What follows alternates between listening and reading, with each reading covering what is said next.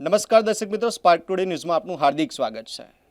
અનેક સરકારી બાંધકામોમાં ભ્રષ્ટાચારની ગંધ આવતી હોય છે અને આવી જ રજૂઆતો અલગ અલગ સમાજના વ્યક્તિઓ, સમાજના આગેવાનો કરતા હોય છે. ખાસવાળી સ્મશાન કે જેને લઈને મહારાષ્ટ્રીયન સમાજ સાથે ક્યાંક અવગણના થતી હોય તેવો મામલો સામે આવ્યો છે, જેને લઈને તેની રજૂઆત કરવા મહારાષ્ટ્ર સમાજના આગેવાન અમારી સમક્ષ ઉપસ્થિત થયા છે. વાત કરીએ તો વિજયભાઈ જાદવ કે જેઓ મહારાષ્ટ્ર યુવક સંગઠન પ્રમુખ, અખિલ મહારાષ્ટ્ર યુવક સંગઠનના પ્રમુખ છે. સાથે જ કિશોર કેસારકર કે જેઓ વડોદરા, મહાડ, પોલાદપુર મરાઠા સમાજના સલાહકાર છે. આ બંને આગેવાનો ઉપસ્થિત થયા છે. તેમની સાથે વાત કરીશું કે શું સમગ્ર વિવાદ છે. આ કયા વિવાદને લઈને તમે રજૂઆત કરવા માટે ઉપસ્થિત થયા છો? આજે સૌથી પ્રથમ તો સ્પાર્ક ટુડેનો હું દિલથી આભાર વ્યક્ત કરું છું કે આજે ગંભીર વિષય માટે આજે અમને એક તક આપી છે અને આ તકના માધ્યમથી લોકોમાં જાગૃતતા આવે અને સમાજ હિત માટે જે પણ કામો અમે હાથમાં લીધા છે એ પરિપૂર્ણ થાય એ ઉદ્દેશથી આજનો આજે ટોક શો છે. એ બદલ અમારા કૌશરભાઈને સમગ્ર સ્પાર્ક ટુડે ટીમનો દિલથી આભાર વ્યક્ત કરું છું. સાથે સાથે એક વાત કહીશ કે જે પ્રમાણે વડોદરા શહેરની અંદર લાખોની સંખ્યામાં મહારાષ્ટ્રીયન સમાજના લોકો વસે છે અને એમના માટે વાત કરીએ તો સર સયાજીરાવ ગાયકવાડશ્રીએ એક દશપિંડની વિધિ માટે એક ખાસ પડી સ્મશાનની અંદર એમને એક જગા ફાળવી હતી અને એ જગાને ધ્યાનમાં લઈને 2022ની અંદર નવીનીકરણની કંઈક કામગીરી હાથમાં લેવામાં આવી હતી. જે સમયે આપણા સાંસદ શ્રી રંજનબેન ભટ્ટ હતા, CSRS ફંડમાંથી કંઈક નવીનીકરણની કામગીરી હાથમાં લેવાની હતી.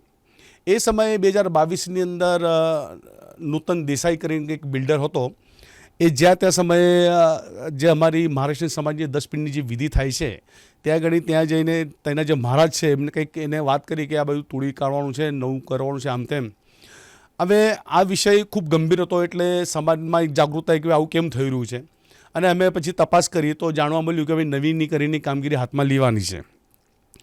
એ સમયે મહારાષ્ટ્રીયન સમાજને અમે એ વાત માટે જે તે સમયે અમે આવેદનપત્ર આપ્યા હતા, રામધૂન પણ કરી હતી અને એ સમયે સાંસદ શ્રી રંજનબેન ભટ્ટ અને આપણા મેયર શ્રી કેયુરભાઈ રોકડિયા જે તે સમયે સ્થળ પર આવ્યા હતા અને એમને આ વાતનો ખુલાસો કર્યો કે CSRS ફંડમાંથી 15 કરોડ કંઈ સમથિંગ એમાઉન્ટની ધ્યાનમાં લઈને આની નવીનીકરણની કામગીરી હાથમાં લીધેલી છે. હવે એના માટે શરૂઆત તમને કહી દઉં કે મહારાષ્ટ્રીયન સમાજની જે 10 પિંડની વિધિ થાય છે એ જગાથી એમની શરૂઆત કરવાની હતી. જે સમયે મહારાષ્ટ્રીયન સમાજના લોકોએ આંદોલન કર્યું, અમને ક્યાંક પછી એવું લાગ્યું કે આ ફક્ત ને ફક્ત એક લોલીપોપ મહારાષ્ટ્રીયન સમાજને આપવામાં આવ્યો. આજની તારીખમાં તમે જો કે 2022થી લઈને 2026, હવે 26 પર થોડા મહિનાઓ પછી પૂરું થશે, અત્યાર સુધી જે નવીનીકરણની કામગીરી હતી, ખાસ વળી સ્મશાનની નવીનીકરણની કામગીરી લગભગ 90% તો પતી જવા આવી છે, પણ જે મહારાષ્ટ્રીયન સમાજની 10 પિંડની જે વિધિ હતી જ્યાં થાય છે ત્યાંથી હજુ પણ આ લોકો એક ઈંટ હલાવી નથી. આજે અમને પ્રશાસનને ને ખાસ કરીને સમાજના જે પણ આગેવાનો છે એમને એક વાત કહેવા તો માંગીશ કે રાજકીય ક્ષેત્રમાં અમે ઘણા બધા રાજકીય પાર્ટી સાથે પણ જોડાયેલા હોય છે અને એવા સમયે જ્યારે સમાજ થકી અમે જે આગેવાની કરતા હોય તો સમાજનું હિત જાળવી રાખવું, સમાજ માટે સારું કાર્ય કરવું એ હરેક વ્યક્તિની જવાબદારી બને છે. આજે આટલી મોટી સંખ્યામાં મહારાષ્ટ્રીયન લોકો અમે વસીએ છીએ, અમે ક્યાંક માંગ કરીએ તો અમારી માંગો પૂરી થતી નથી. અને તમને કહી દઉં કે જે સમયે અમે આવેદનપત્ર આપ્યા હતા, અમારા કિશોરભાઈ કેસારકર છે એમની પાસે બધા ડોક્યુમેન્ટ છે. 2022થી લઈને 2026 સુધી અમે જેટલા પણ આવેદનપત્ર આપ્યા હતા એમની નકલો એમની પાસે છે. આની અંદર જે પણ રાજકીય નેતાઓ હતા કે જે નેતાઓ આગેવાની કરતા હતા એમને પણ અમે આ આવેદનપત્ર આપેલા છે, પણ ખબર નહીં એમની પણ કેમ ઊંઘ ઉડતી નથી. કાં તો પછી અમને એવું લાગે છે ફક્ત ને ફક્ત મહારાષ્ટ્રીયન સમાજનો વોટ લેવાનો જ ઉપયોગ કરવામાં આવે છે. એ વસ્તુ અહીંયા અમને દેખાઈ રહી છે.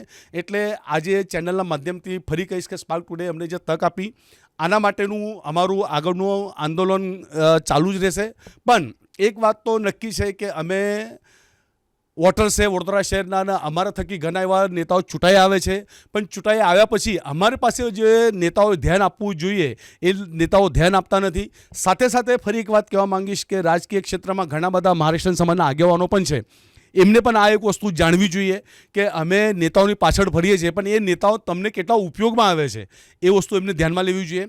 તમને કહી દઉં કે જે તે સમયે અમે આંદોલન કર્યા હતા, અમે ત્યાં રામધૂન કરી હતી. એ સમયે તમને એક કિસ્સો હું તમને જણાવીશ કે ઘણી બધી મીડિયા આઉટ થયું હતું. જે સમયે રંજનબેન ભટ્ટ ને મેયરશ્રી આવ્યા હતા એ સમયે અમારો વાર્તાલાપ પણ ચાલતો હતો. તે સમયે ભારતીય જનતા પાર્ટીના એક મહિલા કાઉન્સિલર છે શ્વેતાબેન ઉતેકર, એ ત્યાં પણ હાજર હતા. એ બેન અમને કહે છે કે આટલું બધું થાય છે, તમે અમને જણાવતા નથી.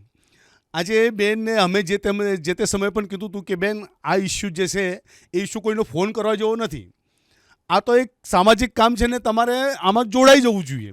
તમે એવું કહે કે અમને કીધું નહીં, આ કહેવાનો પ્રશ્ન નથી. અને એ સમયે અમારે દાદાને પણ એમને કીધું કે હવે નેક્સ્ટ ટાઈમ જે બી હશે આ બેનને તમે આમંત્રણ આપજો. પણ જ્યાં સુધી 2022 લઈને અત્યાર સુધી 2026 પૂરું થવાયું, અત્યાર સુધી એ બેન પણ ત્યાં ખાસ વળી સ્મશાનમાં જોવા પણ આવ્યા નથી. એટલે ક્યાંક એવું છે કે કોઈ મોટા નેતા આવે એટલે પોતાની સસ્તી પ્રસિદ્ધિ લેવા માટે આ લોકોની મીડિયાની સામે આ લોકો તામઝામ કરતા હોય, પણ ખરેખર જે સમાજ માટે, જે સમાજના હિત માટે જે કામગીરી કરવી જોઈએ એ આજની તારીખમાં કોઈ કરતું નથી. અને તમને ખાસ કહી દઉં કે આવનારા સમયની અંદર જો કદાચ આ કામગીરી પરિપૂર્ણ નહીં થાય તો વડોદરા શહેરની અંદર ખૂબ મોટું આંદોલન થશે, એ વાત નક્કી છે. મહારાષ્ટ્રીયન સમાજને ક્યાંક લોલીપોપ આપવામાં આવતું હોય તેવું આગેવાનોને લાગી રહ્યું છે. તમે જે કહ્યું કે કમિટમેન્ટ અમને આપવામાં આવ્યું હતું, પરંતુ આટલો લાંબો સમય શા માટે લાગ્યો, એના પાછળ તમને કયા પરિબળો હોય તેવું લાગી રહ્યું છે? ધન્યવાદ. સ્માર્ટ ટુડેને હું મહારાષ્ટ્રીયન સમાજ વતી અભિનંદન આપું છું. કોઈ રાજકીય પક્ષ નથી. આને અંદર હું મારા રીતના મારા સમાજને હું ગુનેગાર ઠેરવું છું. કારણ કે મારા સમાજના જે આગેવાનો છે કે ઘણા ખરા છે, ભાજપમાં છે, કોંગ્રેસમાં છે, એનાથી મને કોઈ નિસ્બત નથી. પણ એ સમાજના આગેવાનોને ને આપના માધ્યમથી વડોદરા શહેરમાં વસતા તમામ મહારાષ્ટ્રીયન સમાજને હું અપીલને વિનંતી કરું છું કે આ મહારાજા સર સયાજીરાવે જગ્યા આપણને આપેલી છે. 2022ની અંદર જ્યારે એનું ખાસ મુહૂર્ત થયું નવીનીકરણનું, ત્યારે રંજનબેન ભટ્ટ, બાળુભાઈ શુક્લ, વિજયભાઈ શાહ અને મહારાષ્ટ્રીયન સમાજ લગભગ 100-150ની સંખ્યામાં હાજર હતો. ત્યારે એ લોકોએ અમને એવું વચન આપેલું કે આ 15.50 કરોડ IOCL કંપની અને પાવર ગ્રીડ કંપનીના જે CSR ફંડ આવ્યો છે એમાં સૌથી પહેલાં તમારા જે મહારાષ્ટ્રીયન સમાજની ડસ્ટબિનની વિધિઓ કાઢે છે ત્યાં 6 ઓરડીઓ આવેલી છે. ત્યાં પૂર્વમાં સંસ્કૃતનું શિક્ષણ પણ આપવામાં આવતું, લોકો ત્યાં રહેતા હતા. એ ઓરડીઓ બનાવીને આધુનિકરણ બનાવી આપવા માટે અમને 1.5 વર્ષનો સમય આપેલો. આજે 1.5 વર્ષને જોતાં 3.5 વર્ષ જેવો સમય થવા આવ્યો છે. એટલે અમે તો એને માનીએ છીએ કે સરકાર અને સ્થાનિક પ્રશાસન મહારાષ્ટ્રીયન સમાજની ક્રૂર મજાક કરી અને લોલીપોપ આપી રહી છે. અત્યારે તમને આ બતાવી રહ્યો છું. અત્યારે આ ચાલુ વર્ષે 30/3 મ્યુનિસિપલ કમિશનરશ્રીના કચેરી આવેદનપત્ર આપ્યું છે. રૂબરૂ જઈ મહારાષ્ટ્રીયન સમાજે રામધૂન કરી છે. 1/4 હેમાંગ જોશીને આપ્યું છે આવેદનપત્ર, એમના કચેરીમાં એ અવેલેબલ નહોતા. એ જ દિવસે બાળુ શુક્લ મુખ્ય દંડક છે એમને આપેલી છે. હવે શ્વેતા ઉતેકરનો જે વિજયભાઈએ વાત કરી એ હાસ્યાસ્પદ લાગે છે. જ્યારે મહારાષ્ટ્રીયન સમાજનું આંદોલન ચાલતું હોય, ટીવીમાં અખબારમાં આવતું હોય તો એ બેનને સમજવું જોઈએ કે સામેથી તમારે જોડાઈ જવું જોઈએ. એ નહીં જોડાયા એ એમનો વિષય છે. પણ અત્યારે હું સ્પાર્ક ટુડેના માધ્યમથી જાહેર કરું છું કે આગામી આવનાર રવિવાર તારીખ 24/5/26ના રોજ જે ડસ્ટબિનની વિધિ થાય છે ત્યાં તમામ મહારાષ્ટ્રીયન સમાજ જે વડોદરામાં વસે છે, પદાધિકારી હોય, ભાજપમાં હોય, કોંગ્રેસમાં હોય, નગરસેવક હોય, ધારાસભ્ય, તમામને હું આહ્વાન કરું છું કે આપ ત્યાં આવજો. ત્યાં અમે એક શ્રદ્ધાંજલિનો સાર્વજનિક કાર્યક્રમ રાખેલ છે કે છેલ્લે આ એક પ્રશ્ન ઉપસ્થિત થયો છે એને શ્રદ્ધાંજલિ આપી અને ઉપસ્થિત થયેલો પ્રશ્નને પૂર્ણાહુતિ કરવાના અમારા પ્રયાસ છે. અને આ ઠાલા વચનો જે અમને આપી રહ્યા છે એટલે વડોદરા શહેરની અંદર 22 લાખની વસ્તીમાં 8.5 લાખની વસ્તી મહારાષ્ટ્રીયન સમાજની છે. ભલે અલગ અલગ પક્ષમાં હશે એનાથી આપણે નિસ્બત નથી, પણ એ જેટલાય પક્ષમાં હશે મહારાષ્ટ્રીયન સમાજ પદાધિકારી એમને પણ હું આહ્વાન કરું કે 24/5/26ના રોજ સવારે 10 વાગે ખાસવાડી સ્મશાને આવે અને આનું નિરાકરણ લાવે. અને સરકાર અને સ્થાનિક પ્રશાસન અમારા આવેદનપત્રનો જવાબ નથી આપ્યા. એટલે બાળુ શુક્લ અને હેમાંગ જોશીને પણ હું અહીંથી વિનંતી કરું છું કે અમારા આવેદનપત્ર વાંચો, અમને બોલાવો. અમને તમે હજુ સુધી બોલાયા નથી એટલે નિષ્કાળજી સરકારની બી છે, તંત્રની બી છે અને ચૂંટાયેલા પદાધિકારીની છે. એટલે હવે અમારી પરીક્ષા ના લેતા એનું નિરાકરણ લાવવા માટે તમને અમે 8 દિવસનો સમય આપીએ છીએ. 8 દિવસમાં તમે અમારી સાથે વાર્તાલાપ કરો, અમને બોલાવો, સ્થળ ઉપર આવો અને અમારું યોગ્ય નિરાકરણ થાય અને વહેલા તકે અમને જમીન ઉપર બાંધકામ કરીને મરાઠા સમાજને મળે એવી આશા અને અપેક્ષા રાખું છું. અને આ માટે જો ભવ્યથી ભવ્ય આંદોલન થશે, ઉગ્ર આંદોલન થશે અને કંઈ થશે નવા જૂની, તો સ્થાનિક તંત્રની અને ગુજરાત રાજ્ય સરકારની જવાબદારી રહેશે. જય હિન્દ, જય ભારત.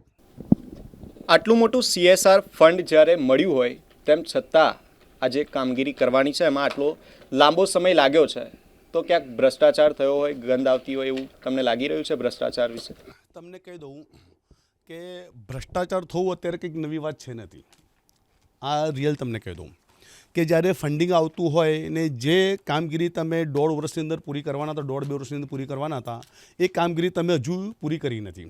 ઠીક છે. બીજી વાત કે જ્યારે કોઈ પણ નેતા હોય, હવે તમને કહી દઉં કે જે તે સમયે રંજનબેન ભટ્ટ હતા કે જેમને આગેવાનીની અંદર આ કામગીરી હાથમાં લેવામાં આવી હતી, અત્યારે બેનને ટિકિટ આપી નથી. હવે આ બીજા સાંસદ આવી ગયા, હેમાંગભાઈ જોશી સાહેબ. હવે એક વાત છે કે જો મને કદાચ નેતાગીરી ના મળે તો હું શાની માટે ઇન્ટરેસ્ટ લઉં? આ પણ એક મોટું કારણ હોઈ શકે જે ડિલે થવાનું.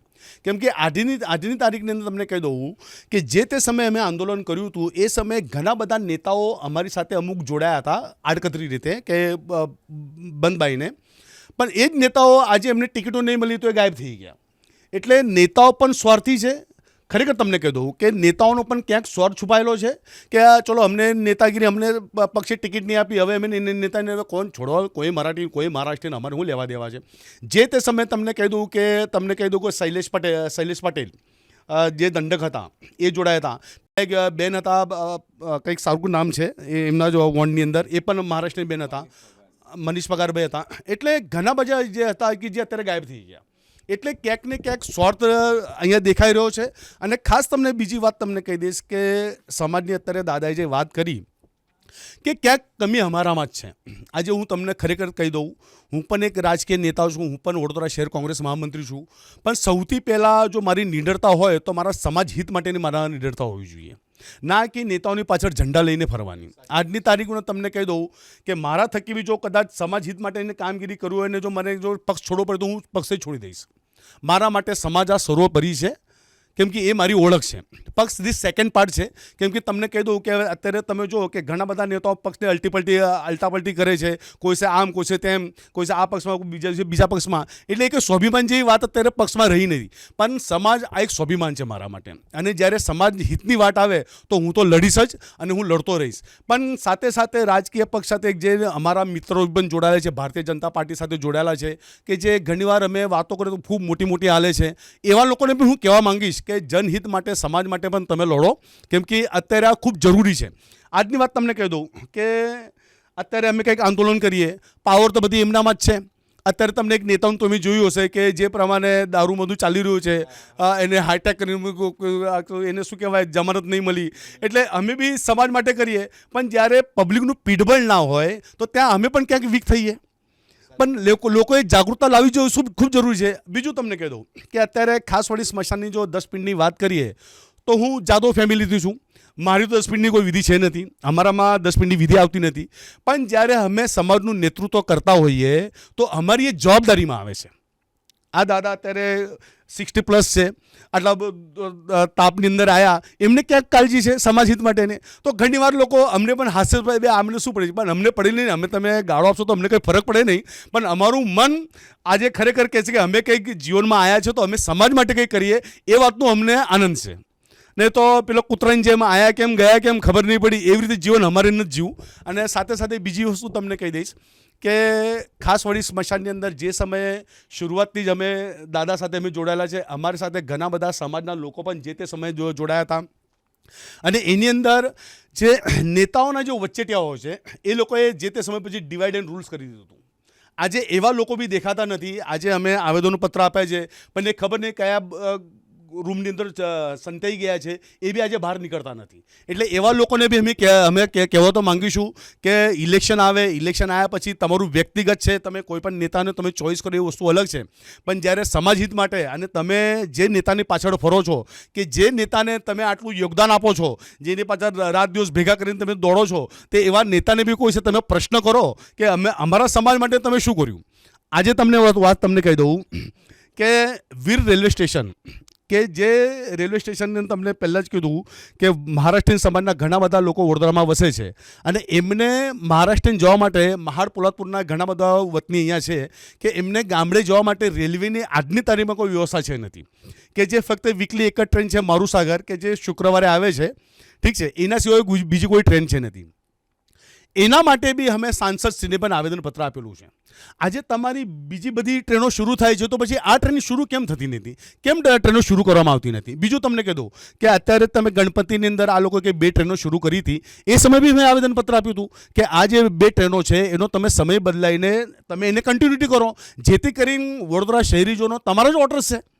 આજે એક વસ્તુ તમને કહી દઉં, જો હું કદાચ કોંગ્રેસમાં હું તો સ્વાભિમાનથી કહીશ કે મારા પ્રધાનમંત્રી મોદી સાહેબ છે, મારા દેશના છે. આજે હું ગર્વથી કહીશ કે અમારા વડોદરા શહેરના સાંસદ હેમાંગભાઈ જોશી છે, એ મને કહેવા મને શરમ નહીં આવે, કેમ કે એ મારા છે, એ મારા વડોદરા શહેરના છે, એટલે મને શરમ નહીં આવે. પણ જ્યારે તમે સમાજના લોકો તમને જો નિવેદન કરતા હોય તો તમે તો ગંભીરતા લેતા જ નથી એ વાતની.